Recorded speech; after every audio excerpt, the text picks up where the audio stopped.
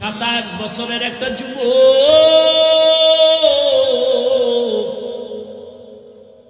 তরবারি নিয়ে যায় আমার নবীকে জবাই করার জন্য। রহমতের নবীর চেহারা দেখে তরবারি ফালায় কর, রহমতের নবী আমারে কল্লাটা তরবারি দিয়া কেটে দেন, তবে কল্লা কাটার আগে আমাকে কালেমার রশি গলায় পড়ায়া দেন। ওগো নবীর উম্মতেরা,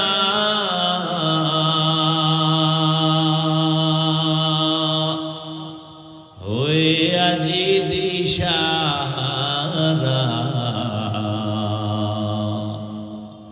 কোরআন হাদিসের চলো যখন যাহা চায় মনে, নবী বিনে কে তরাবে।